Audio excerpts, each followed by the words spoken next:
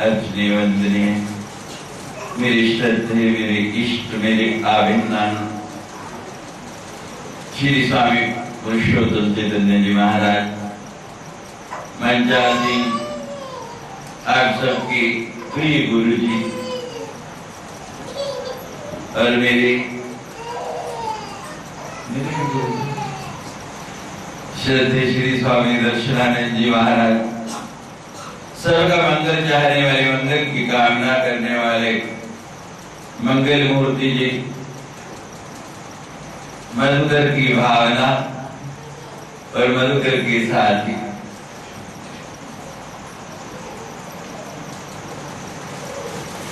बड़ी रसमयी, बड़ी भावमयी और आनंद में विभोर करने वाली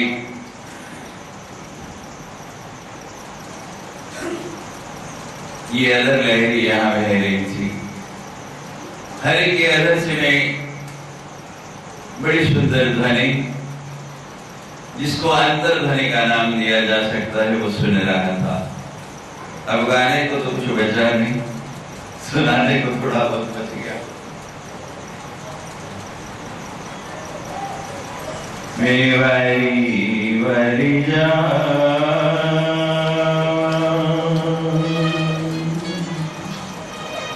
गुरु जी को पावा, मेरी वारी वारी जावा गुरु जी को पावा,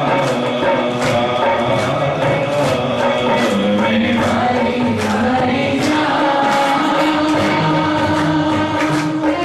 गुरु जी को पावा,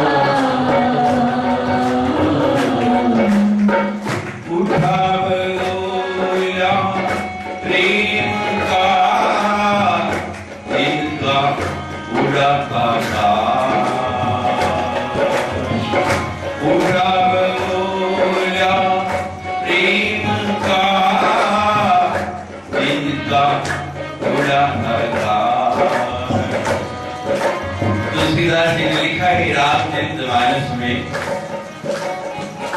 गगन चढ़े रहे पवन प्रसंगा, धरा की धूल सबके पांव के नीचे आती है। लोग जिसको पांव के नीचे रख के जलते हैं, जो सबसे निकृष्ट माने जाते हैं, संग का असर,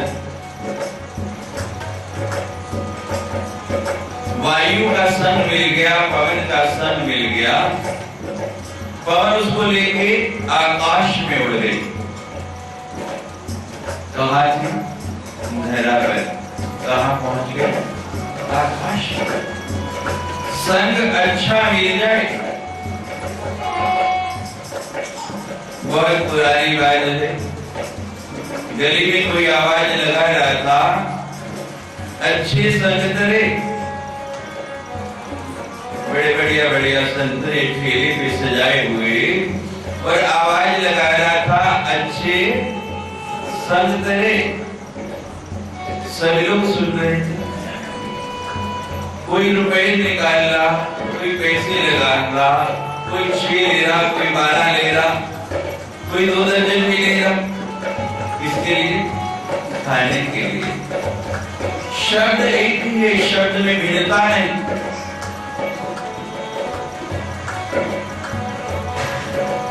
भाव अलग अलग है। जो गीत गाए जा रहे हैं, जो उनको मात्र गीत समझता है, मात्र गाना समझता है, जिसकी संसार में दृष्टि है, वो उधर ले जाएगा। जिसकी परमार्थ में रुचि है, जिसकी लोक परमात्मा के साथ लगी हुई है, वो उधर ले जाएगा। गाड़ी एक ही है, स्टीयरिंग बाएं घुमा दो वहीं चली जाएगी, दाएं घुमा दो। अंतर भाव का है। क्यों भावना है? अंतर केवल भाव का, और कुछ नहीं, शब्दों पर नहीं जाया। अभी हम बिहार में कथा कर रहे थे, तो जैसे पुराने समय में, आजकल तो बहुत अच्छा नेटवर्क आने लगा, 2 स्टेशन इकट्ठे लग जाते थे कई बार।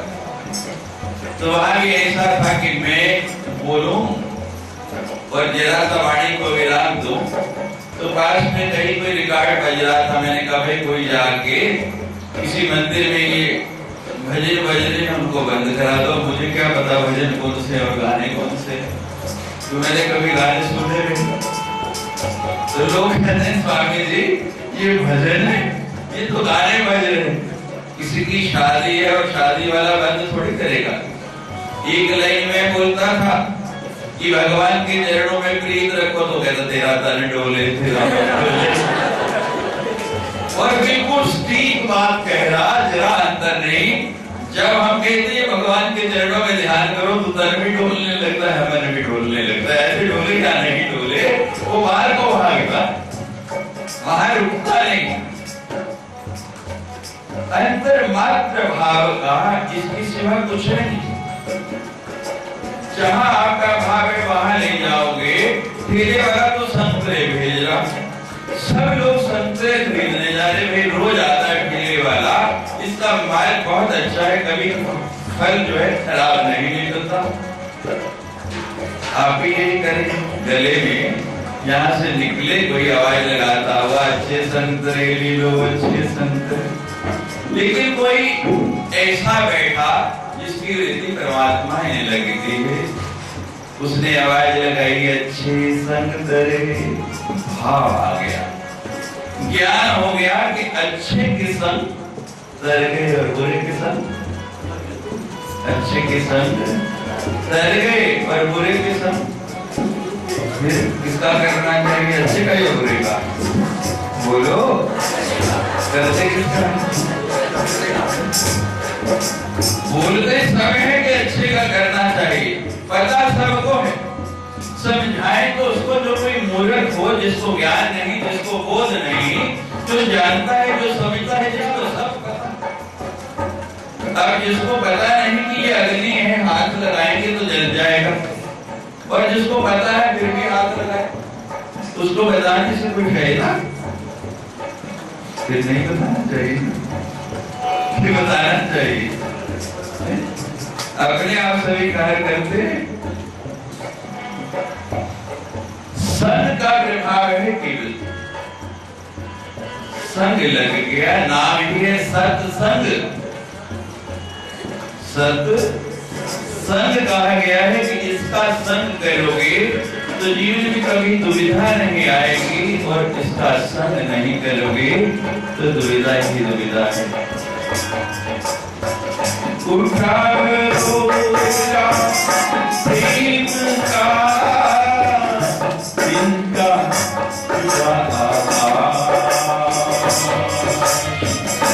इनका इनके प्रेमिया, इनका इनके प्रेमिया, इनका इनके का मैं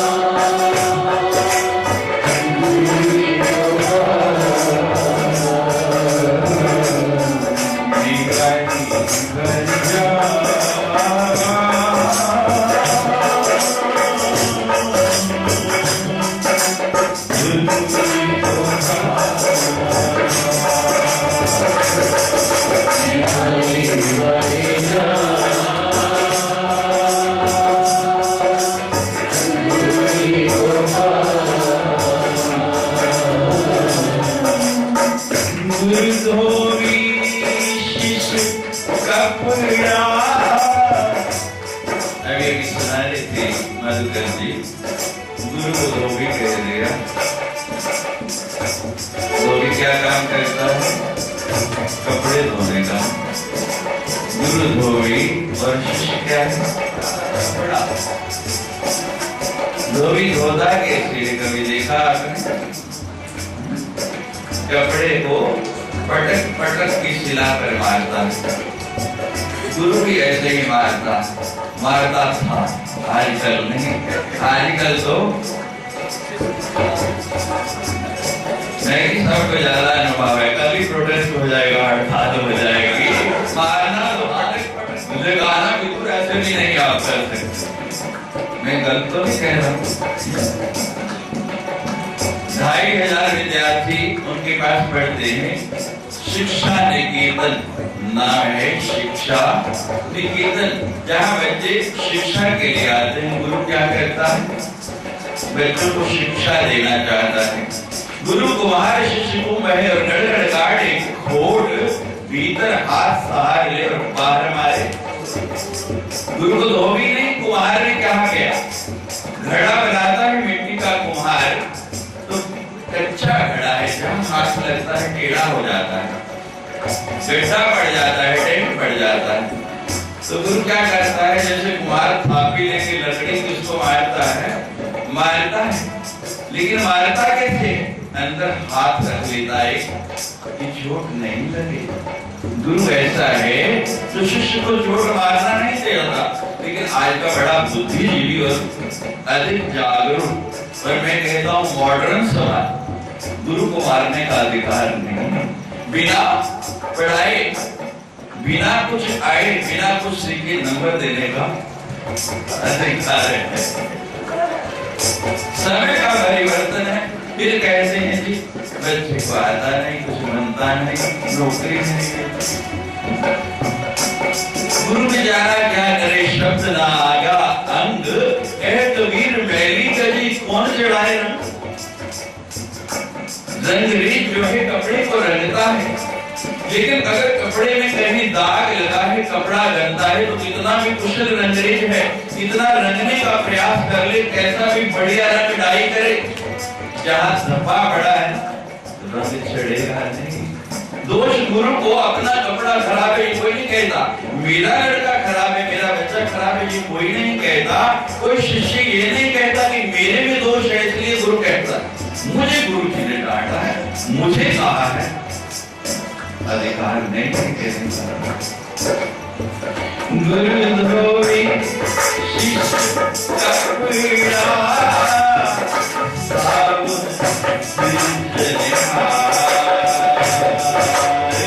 गुरु धोबी शिष्य कपड़ा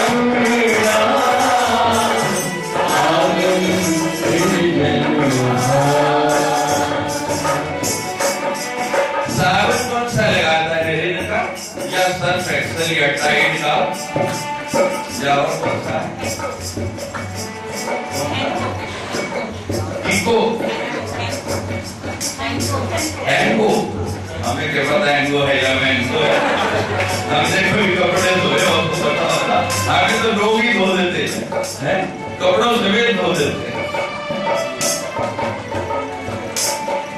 साबुन कौन सा लगाता है गुरु?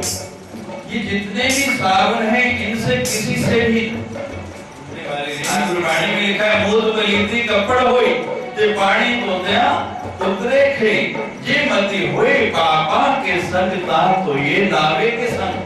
गुरु नानक देव जी बड़ा सुंदर लिख दिया कि कपड़े गंदे हो जाएं, क्या होता है? पानी से धो लो, साबुन से धो लो, साफ हो जाएंगे। लेकिन अगर ये मद्दी गंदी हो गई तो ये कैसे साफ होगी? इसको साफ करने का तरीका क्या है? इसका साधन क्या है? बता दिया। तो ये नाम के संग से धोगे, नाम का साबुन लगाओगे तब ये धुल पाएगी। साबुन सिरजनहार। गुरु कौन सी टिक्की पकड़ाता है हाथ में? कौन सी साबुन की बार आपके हाथ में देता है? सिरजनहार की। क्या कहता है? कपड़े में जैसे रगड़ के साफ करते हैं, कहता है इसको भी ये मदी बहुत गंदी हो गई, क्योंकि बापों के संग रह रह के इतनी गंदगी हो चुकी, साफ नहीं होती, इसको रगड़ो। कहते यहाँ तो रगड़ने के घर जाके नहीं, बड़ी महंगी भट्टी है, घिस जाएगी, समाप्त हो जाएगी, क्या करेंगे? वो भट्टी आपकी ऐसी है कि जितना घिसती है, जितना रगड़ती है, वो कम होती है। लेकिन ये ऐसी है कि जिसको जितना घिसते हैं, जितना रगड़ते हैं, जितना प्रयोग करते हैं, उतनी बड़ी हो जाती है। प्रयोग करके देख लेना, ये टिक्की ऐसी है, जितना बरतेंगे, जितना रगड़ेंगे, उतनी और बड़ी हो जाएगी, ये कम नहीं होने वाली है। गुरु धोबी शिष्य कपिया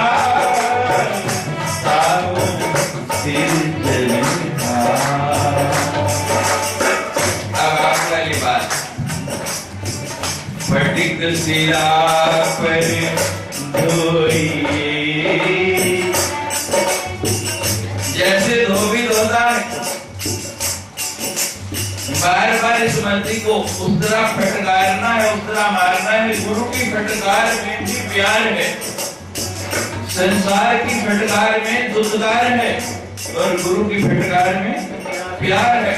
और मैं कहता हूँ कर्म वाले होते हैं, बहुत भाग्यशाली होते हैं जिसको गुरु फटकारता है।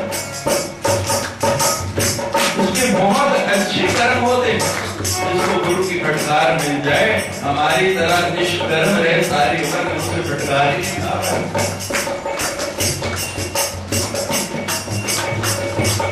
जीवन में एक ही बात, विवेकानंद जी की जीवन शैली याद करो। नाम था नरेंद्र नाथ। विवेकानंद जी का नाम था नरेंद्र नाथ। गुरु कौन से? स्वामी रामकृष्ण परमहंस।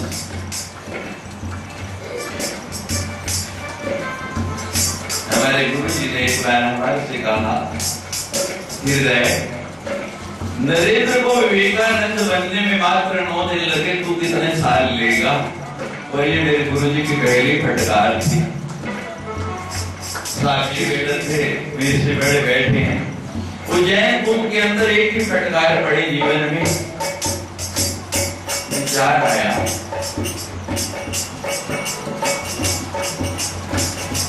अगर मैं ऐसा काम करता हूँ जिससे मेरे गुरु को पीड़ा होती है, मेरे गुरु को कुछ कहना पड़ता, तो मेरा जीवन किस काम का?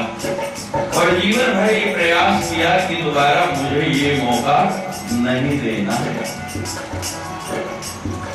तो ये उसी का परिणाम है। मैं एक साहब को बताता हूँ, हमारे स्कूल के प्रधानाचार्य जहाँ मैं पढ़ा, बचपन में शिक्षा ली, जब उनको पता लगा कि मैं संत बन गया, तो उनके शब्द क्या थे कि बड़े बड़े आईएएस अफसर बने, मिनिस्टर बन गए, कहां पदों पर पहुंचे, लेकिन मुझे वो गर्व नहीं महसूस हुआ जो आज मुझे हो रहा है। फिर मैंने लाख प्रयास किया कि आज से ही मैंने शिक्षा पाई, आज ही मेरी नींव है कि नहीं, अगर मैं समाज को दिशा नहीं दूंगा, बताऊंगा नहीं कि सन्यासी की सम्मुख कहाँ बैठना, ये तो मेरे लिए गर्व है। बस आज मैं समझता हूँ कि मैंने किसी को पढ़ाया, तो गुरु तो सदा देना चाहता है, हम लेना नहीं चाहते। गुरु अगर शिला पर पटता गई है, तो ये समझो सुनार जो है सोने के गहने बनाता है। सुनार को सोने से प्यार है या वैर है? बोलिए। सुनार से ज्यादा सोने से प्यार होगा किसी को? सुनार से ज्यादा आप कितना भी दो, अपनी माँ के सोने के गहने बनाए उसमें से थोड़ा सा निकाल लेता है, कितना प्यार है। सुनार को सोने से प्यार है, लेकिन आग में डालता है, एक बार नहीं बार बार डालता है, तब आता है युद्ध पैदा। इसलिए कि वो सोना कुंदन बन जाए, शुद्ध बन जाए, उसके जितने विकार हैं निकल जाए, सारी की सारी बुराइयां खत्म हो जाए। और फिर शिकायत लेके आते, आप लोग ही लेके जाते हैं। कल से नहीं जाना, जिन्होंने कहना स्वामी जी का सत्संग सुन लिया पहले 2 और लगा। गुरु आपके उपकार के लिए कुछ कहता है, वो आपको कुछ बनाना चाहता है, कहीं पहुंचाना चाहता है। गुरु तो ऐसा है, कपड़े पर दाग लग जाए, धोबियों के अंदर एक प्रथा है कि जो दाग नहीं छूटता, किसी भी प्रयास से नहीं छूटता, तो क्या करते हैं, उसको बोलते हैं चूसक। उस शैली का नाम है चूसक। धोबी क्या करता है, बहुत धोने पर भी दाग नहीं छूटा, उस वस्त्र को अपने मुंह में ले लेता, मुख के अंदर लेके उसको जैसे जैसे चूसता रहता है, उसका वो दाग खत्म कर देता है। गुरु क्या करता है, इससे आपको कोई शब्द कहता है प्रताड़ना का, बोलिए। मुख से कहता है ना। स्वर के 5 ही जगह है जहां से स्वर निकलता है, आपका तालु, आपकी जीवा, आपके ओठ, आपका कंठ। गुरु जब प्रताड़ना करता है, क्या करता है, उस आपके गंदे कपड़े को चूसता है कि और किसी तरह ये गंदगी, ये विकार, ये मल नहीं निकल पा रहा, लेकिन मुझे शिष्य से प्रेम है और मैं इसका गंध निकालना चाहता हूँ। क्यों निकालना चाहता हूँ, वो लांछन उस व्यक्ति पे नहीं, लोग कहते चंगा पढ़ाया। क्यों सर, नंबर कम आते हैं तो क्या कहते हैं, ये नहीं कहते कि लड़का नालायक है, क्या कहते हैं, तुझे चंगा पढ़ाया जी, ऐनी 20 दिन दी, आपको कहते हैं 20 दिन होने कहते दक्षिणा दी, हैं, बड़े बढ़िया वस्त्र दिए। गुरु धोबी शिष्य का पीड़ा, सावन सिरजने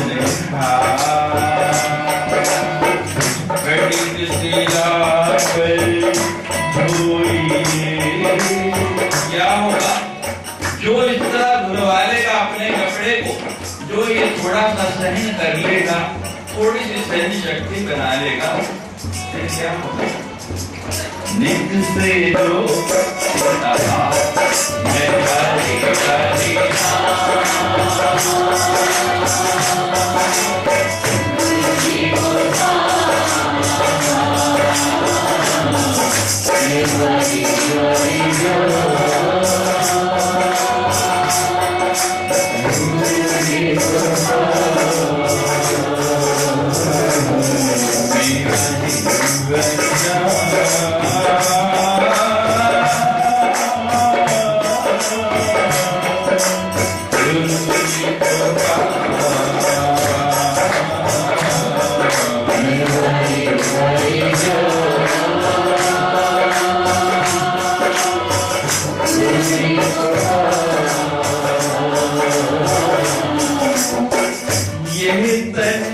विष की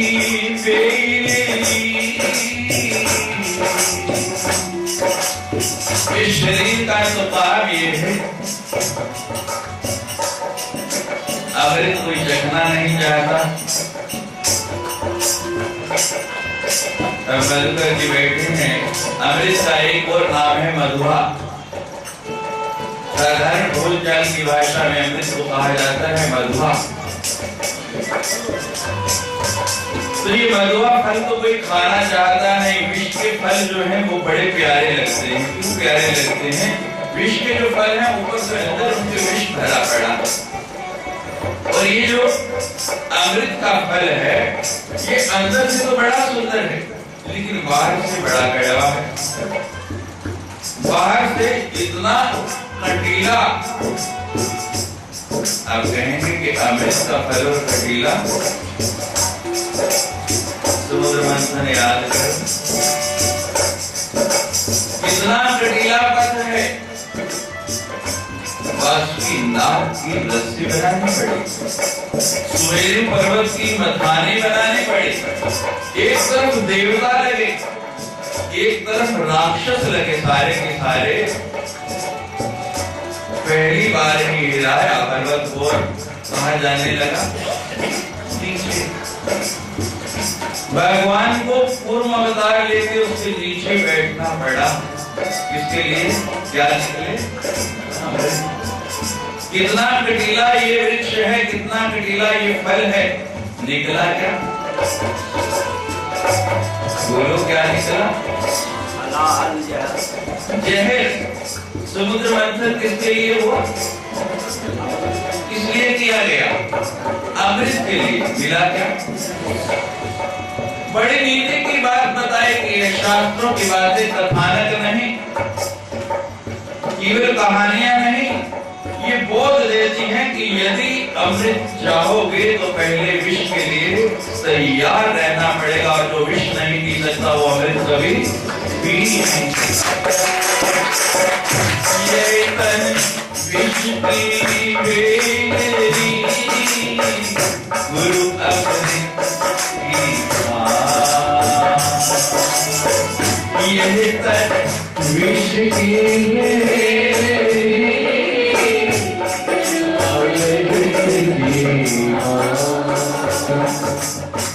यही तन विष की बेरी, गुरु अमृत की कितना परिश्रम किया, क्या क्या दिया, देवताओं ने कितनी मेहनत की, राक्षसों ने कितना जोर लगाया, और कितनी बाद में जाके अमृत निकला। हम कहते फटाफट मिल जाए। अरे बीज भी बोते हैं तो आपको निकलने में कितने दिन निकलते हैं? पेड़ कब बनेगा, फल कब लगेगा? और ये सबसे कीमती फल हम कहते हैं ऐसे ही मिलते हैं मुफ्त में। क्या ये संभव है? बोलो, ये संभव है? क्या कीमत देनी पड़ती है इस फल के लिए? कितने भी बिकता है? 10 रुपए में, 20 रुपए में, 100 रुपए में, 1000 रुपए में, लाख रुपए में, करोड़ रुपए में, अरब रुपए में, खरब रुपए में, कितने में बिकता? किसी ने खरीदा नहीं? तो कीमत कैसे पता लगेगा? खरीदना चाहोगे तो कीमत पता लगेगी ना आपको। खरीदना चाहो तो कीमत अपने आप पता लग जाएगी। सबके सब गुरु वाले होकर भी कहते हो हमें कीमत नहीं पता, हमने कभी खरीदना नहीं चाहा, और कीमत चुकाई लेकिन अधूरी चुकाई। कीमत पता है लेकिन भूल गए, कभी सिर हिला रहे हैं कि नहीं पता कितनी कीमत है। यह तन विष की बेरी,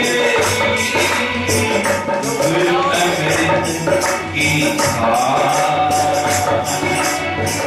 शीश लिए जो गुरु मिले। क्या कीमत है? क्या कीमत है इस अमृत की? शीश। गुरु के आगे जाते हैं तो क्या करते हैं? हजारों बार इस मंच से मैंने आपको सुनाया, मंदिर जाते हैं तो 2 ही काम करते हैं। पहला सुमन, पुष्प अर्पण करते हैं, फिर नमन, शीश झुकाते हैं। शीश झुकाने का मतलब क्या है? गुरु क्या मांगता है आपसे? पैसे मांगता है, मकान मांगता है, गाड़ी मांगता है, एक चीज मांगता है। कहता है कि जो मैं आपको दे रहा हूं नाम, वो मुझे दे दो। हम आपके गुरु और आप हमारे क्या हुए? बोलो, जोर से बोलो, शिष्य। क्या नाम दिया गुरु ने? बोलो, शीश लिया कि दिया? शीश लिया या दिया है? आप शीश देते हो तो गुरु साथ ही साथ वापस करता है। साथ में क्या जोड़ता है? शीश के साथ क्या जोड़ दिया? या क्या बोलते हैं? तस्मै श्री गुरुवे। अपना नाम तो जग साथ में जोड़ देता है। शिष्य की ये शीश और शीश क्या? ये शीश नहीं, इस शीश के अंदर जो है क्या? अहम, मैं। कल भी आपको सुना रहे थे हम, आई लव यू,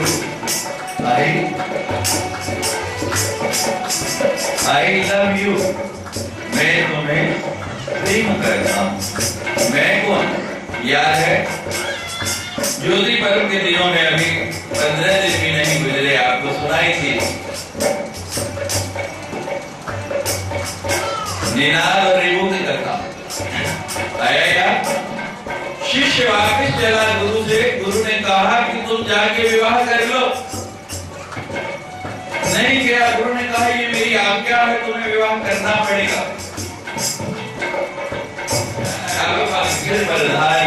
आज्ञा मानी के कबीर दाता सोई तीन लोक में नाहे।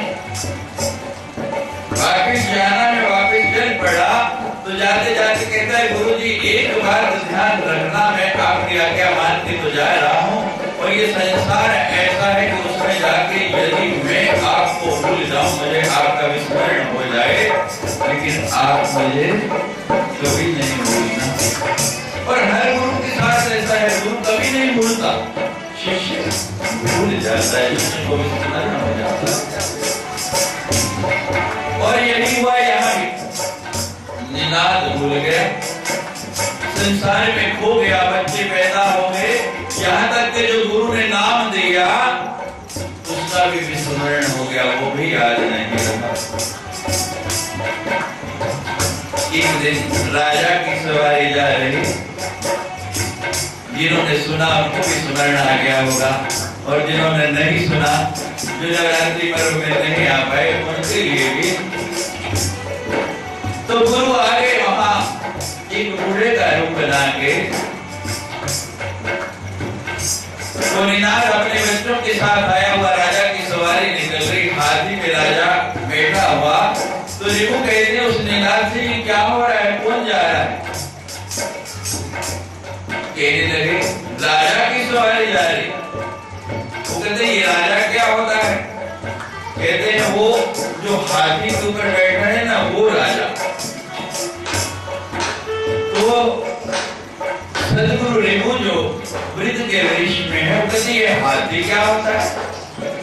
अब वो चिढ़ गया, कहते हैं बताता हूँ। तो जो गुरु को पकड़ के नीचे किया, स्वयं ऊपर बैठ के कहते ये जो नीचे है ना, ये हाथी, और जो ऊपर है वो राजा।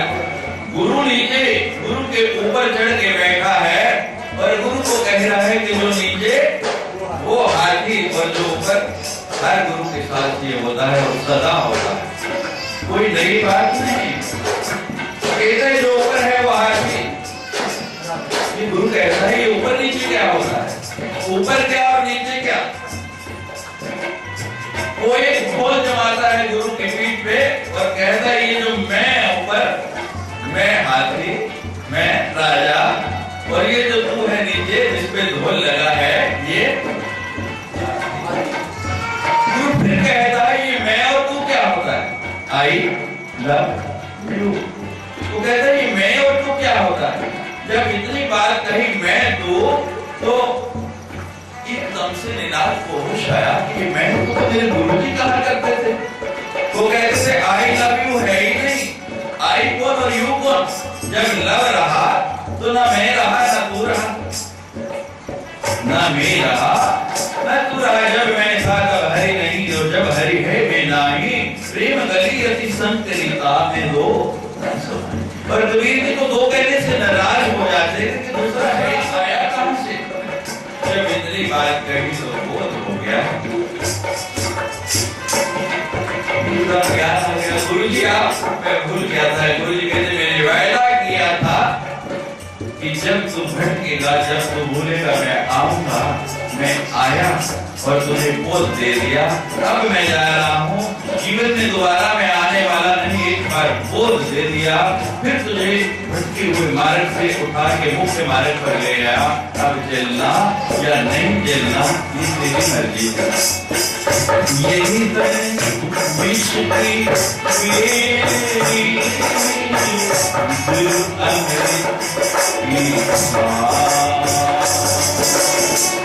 शीश दिए जो गुरु ने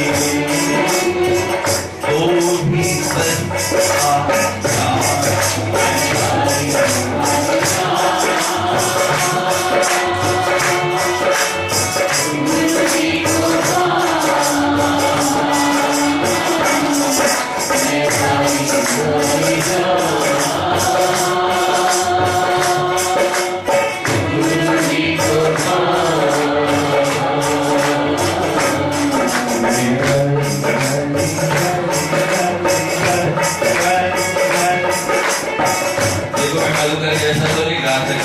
लेकिन ऐसे ही ये लाइन मधुकर जी आपको गा के ज्यादा सुंदर सुनाएंगे।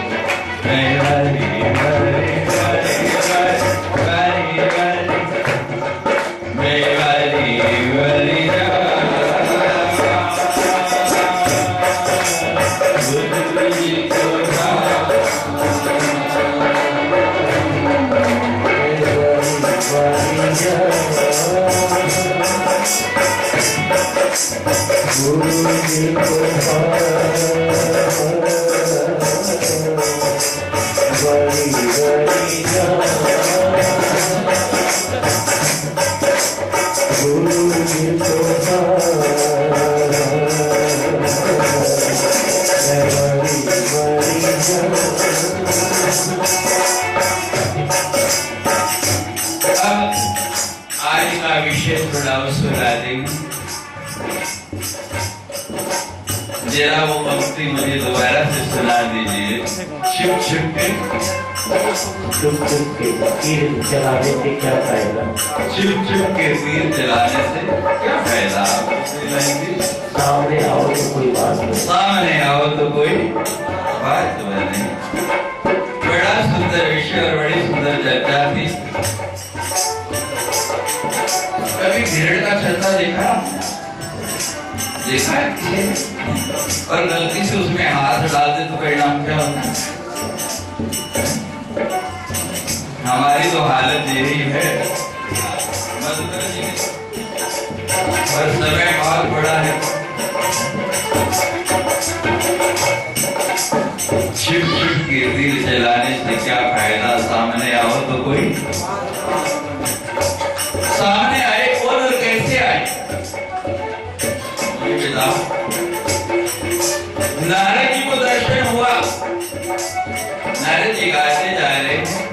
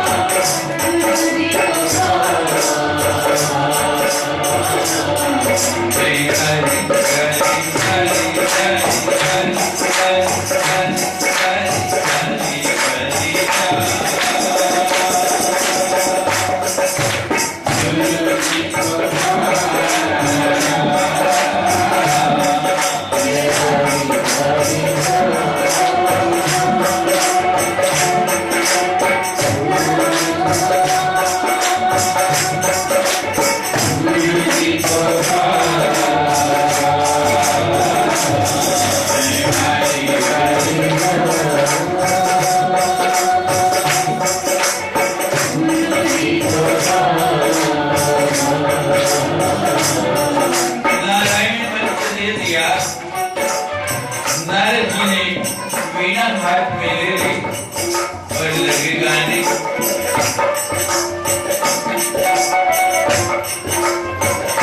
भगवान आए, एक झलक दिखाई।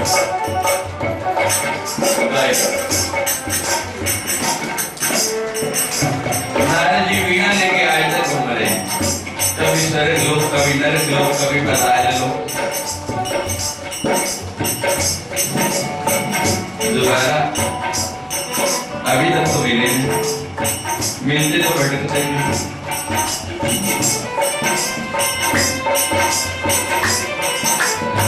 पुराना कहता है अभी पिछले दिनों गुरुजी ने हमें छेड़ दिया, भजन बोल रहे थे, तू नारी बना देगा, तू जादू चला देगा, तू नारी बना देगा। और एक सप्ताह उसी पर सत्संग चला हमारा। आज मधुकर जी ने छेड़ दिया, हमें तो कोई दिक्कत नहीं, एक सप्ताह बैठे रहेंगे। दोबारा आज तक नारद जी एक जगह टिक नहीं पाए, उसे ढूंढते फिरने के गया। जो सामने आया था मेरे, आया और छिप गया, दोबारा मिला नहीं अभी तक। मिला बोलो, उससे पहले की बात बताएं। रामावतार में बाली को मारा,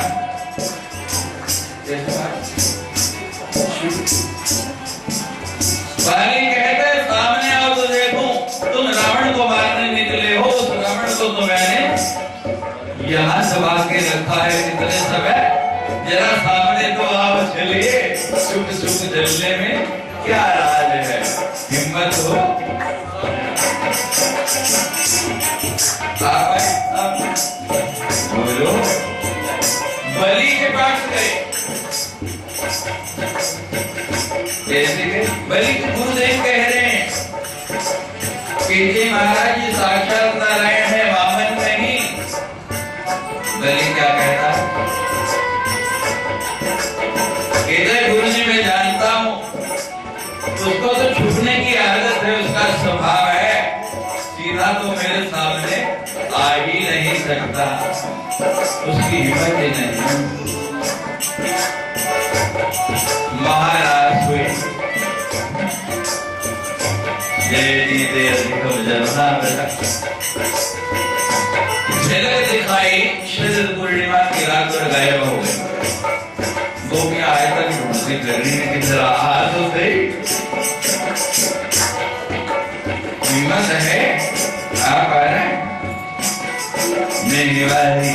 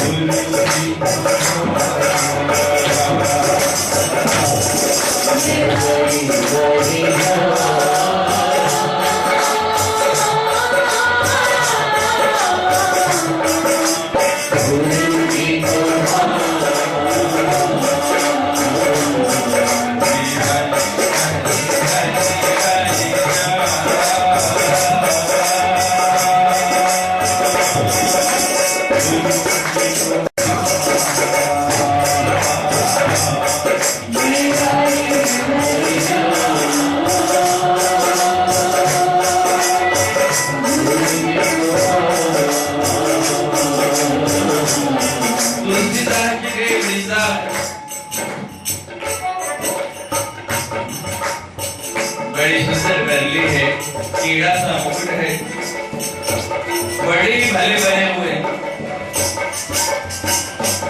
अब भला उसके सामने मैंने जो नहीं जानता, मैं तो सारी करतूतें जानता हूँ तेरे बचपन से। क्या कहा तुलसी मस्तक तब नवे जब नन शिवान हो हाथ, घबरा गए ये कौन आ गया जो सारी मेरी जानता है, क्या क्या मैंने किया, एकदम रूप बदलना पड़ गया। कृष्ण से क्या बन गए? राम।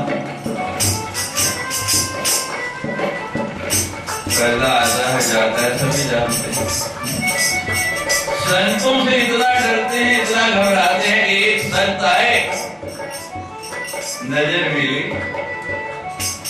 नजर ने नजर से मुलाकात कर ली, नजर ने नजर से मुलाकात कर ली, लव हिले भी नहीं और बात कर ली। जिधर तेरी तेरे नजर जाएगी होश वालों को भी होश कर जाएगी। बार बार पर्दा आ जा रहा है, बार बार छिप रहा है, ना पकड़ के ले जा रहा है। कोई नई बात नहीं है, ये कोई नई बात नहीं, इतिहास भरा पड़ा है। छिप छिप के तीर जलाने से क्या फायदा, सामने आओ तो। और सामने आए कैसे? महाभारत का युद्ध हो रहा है, दोनों तरफ सशस्त्र सेनाएं सजी हुई है। इधर भगवान जो है दृढ़ है कि मैंने अर्जुन की प्राण रक्षा करनी है, और उधर विश्व पिता दृढ़ है कि आज अर्जुन यहाँ से जिंदा नहीं जाएगा। छुप छुप के तीर चले, छुप छुप के बजा रहे हैं, हर शस्त्र को काट रहे हैं, लेकिन वो भी विश्व पिता में है। कहते हैं आज मुकाबला पड़ा है, तुम भगवान हो तो मैं भी भीष्म हूँ। आज तेरा पर्दा नहीं उतार दिया, तुझे नंगा नहीं कर दिया, तो मेरा नाम भी भीष्म नहीं।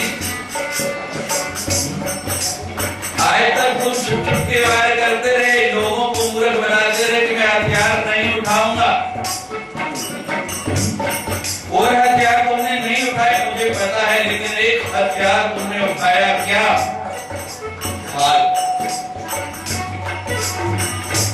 ढाल को ना आप अस्त्र कह सकते हैं, ना शस्त्र कह सकते हैं, वो तो दूसरे पर प्रहार करने वाला नहीं, अपने को बचाने वाला है। भीष्मिता कहते हैं कि मैं जानता हूं, और आज तुम्हारा पर्दा खोल नहीं दिया, आज तुम्हें सामने नहीं ला दिया। सामने आओ तो कोई कितने आज सामने लेके आऊंगा तुम्हें। ऐसी बाणों की बौछार की जैसे चारों तरफ से बरसात की रात में जैसे मच्छरों का कोई समूह एकदम आक्रमण करता है। या आपको कभी हमने देखा नहीं, छोटे से तो टिड्डी दल आ जाता था, ऐसे पूरे का पूरा प्रहार अंधेरा कर दिया, इतने बाण चले आ रहे। भगवान कहते हैं अब मेरी ढाल काम नहीं करेगी, अब अर्जुन बच नहीं सकेगा।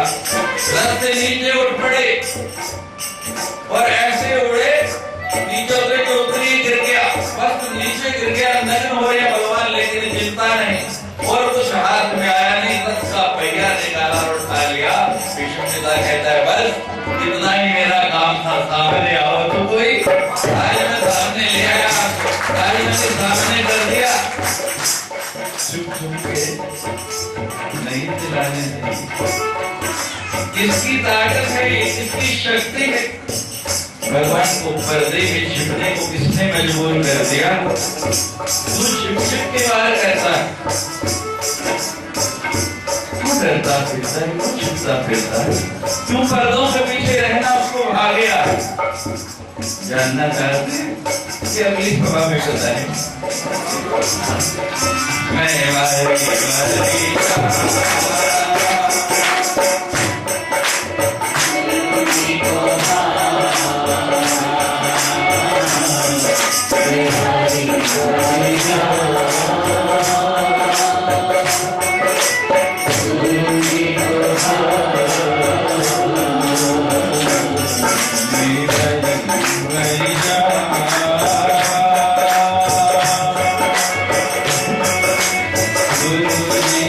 Hare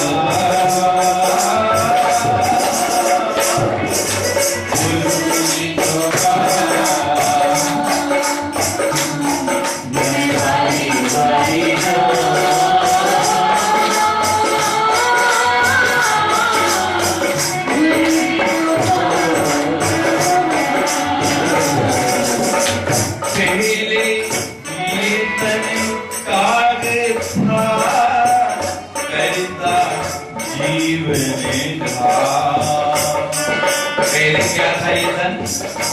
कौवा। कौवा क्या खाता है? गंदगी। विषयों की ओर जाने की इसकी आदत थी। आपने बहुत बार सुने। आज मैं आपको कुछ सुना के नहीं, मेरा गलती भी नहीं रहना कि आप लोगों को सुना रहा हूँ। आज तो हमारी और मधुकर की बात याद है ना, कौवे की कथा। एक बार हम पटनी गांव गए, नाम सुना है? आपकी पत्नी का करना भी क्या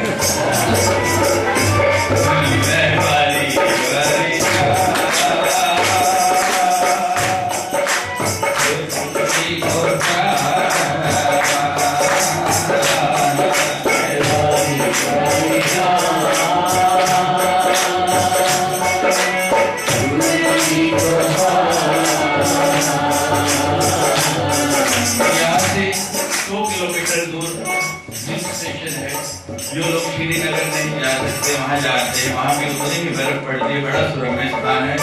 आजकल तो बर्फ नहीं, कभी सर्दियों में आएंगे तो आपको ले चलेंगे, फिर एक सत्संग वहाँ रखेंगे। इन बच्चों को लेके गए हम और वहाँ सत्संग कर रहे थे। महाराज सत्संग करने के बाद हम बैठ गए खाना खाने के लिए, तो एक कौवा आ गया। हमने इसको पूछा, भाई कौवा क्या कर रहा है, क्या बोलता है कौवा? तो ये सब कहे कहाँ काम कर रहे हैं। हमने कहा फिर ध्यान से सुनो। कहते स्वामी जी कहाँ काम कर रहे हैं? हमने कहा फिर सुनो। कहते स्वामी जी कहाँ काम कर रहा है? मैंने कहा कहाँ काम कर रहे हो, सुनो। मैंने कहा तुम नहीं, कौवा क्या बोल रहा है? अब इसके कान खड़े हुए ध्यान से सुना। स्वामी जी तो मामा कर रहा है। गुरु के पास आने से कौवे क्या बन जाते और कैसे? पुरानी कहानी आपने सुनी होगी। एक लोमड़ी ने देखा कौवा कहीं से रोटी का टुकड़ा लाया है। लोमड़ी नीचे पहुंच गई, कहने लगी मेरे प्यारे भैया तुम बड़ा सुंदर गीत गाते हो, बहुत बढ़िया गाते हो। कौवा उसके बाद में आ गया, रोटी का टुकड़ा छूट गया। लोमड़ी ने खाया और कह दिया तुम और अच्छा गाते हो, मुझे तो रोटी खानी। तो महाराज ऐसा ही हुआ। वो कौवा पेड़ पे बैठा, कहीं से रोटी का टुकड़ा लेके आ गया। लोमड़ी आ गया, मेरे प्यारे भाई कौवे सत्संगी हो गया। कहते हाँ। कहते मैंने सुना तो भजन बहुत बढ़िया बोलने लगा। कहते एक भजन मुझे भी सुनाना प्यारा था। अरे कौवा महाराज वो बोल के शुरू हो गया गाना। मैं वाली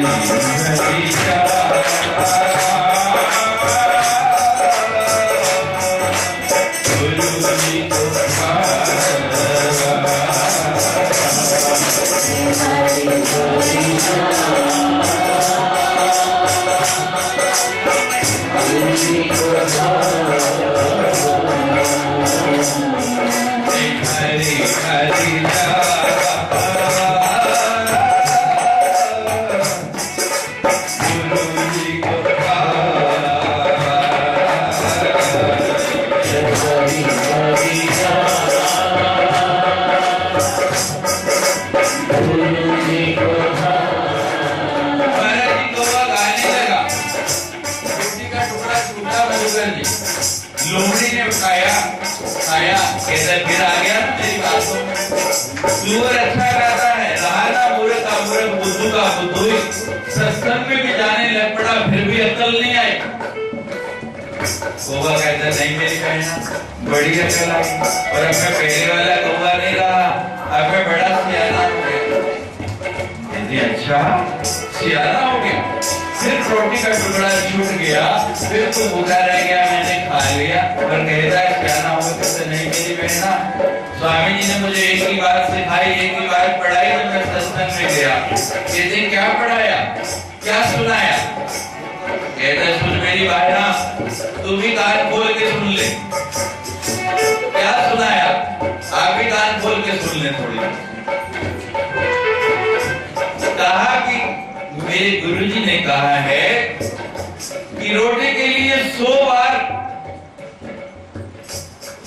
रोटी के लिए क्या हो भजन छूटे हैं। देखा, इतनी बात सुनने के बाद भी फंस गए। कहते मेरे गुरुजी ने सिखाया है कि भजन के लिए 100 बार रोटी छूटे तो छूट जाए, लेकिन रोटी के लिए भजन कभी नहीं छूटे। और मैंने उस बात को मान के गाना शुरू कर दिया।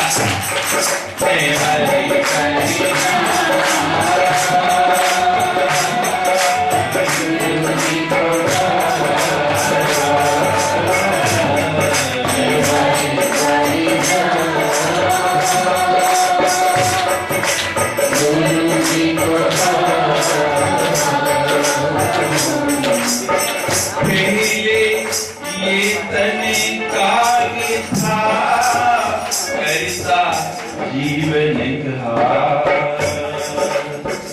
अब तो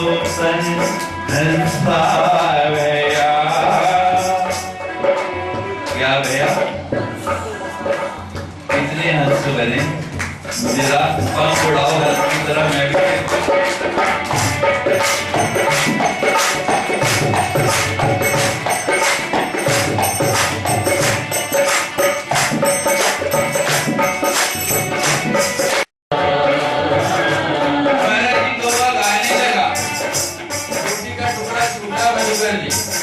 लोमड़ी ने खाया कहता फिर आ गया मेरी बातों। सुअर अच्छा गाता है, रहा मूर्ख का मूर्ख, बुद्धू का बुद्धू, सत्संग में भी जाने लग पड़ा, फिर भी अकल नहीं आई। कौवा कहता नहीं मेरी बहना, बड़ी अकल आई, और अब मैं पहले वाला कौवा नहीं रहा, अब मैं बड़ा सियाना हो गया। कहते अच्छा सियाना हो गया, फिर रोटी का टुकड़ा छूट गया, फिर तो भूखा रह गया, मैंने खा लिया। और कहता है क्या ना हो? कहते नहीं मेरी बहना, स्वामी जी ने मुझे एक ही बात सिखाई, एक ही बात पढ़ाई जब मैं सत्संग में गया। कहते क्या पढ़ाया, क्या सुनाया? कहता है सुन मेरी बहना, तू भी कान खोल के सुन ले। क्या सुनाया? आप भी कान खोल के सुन ले थोड़ी। कहा कि मेरे गुरुजी ने कहा है कि रोटी के लिए 100 बार, रोटी के लिए क्या हो भजन छूटे हैं। देखा, इतनी बात सुनने के बाद भी फंस गए। कहते मेरे गुरुजी ने सिखाया है कि भजन के लिए 100 बार रोटी छूटे तो छूट जाए, लेकिन रोटी के लिए भजन कभी नहीं छूटे। और मैंने उस बात को मान के गाना शुरू कर दिया।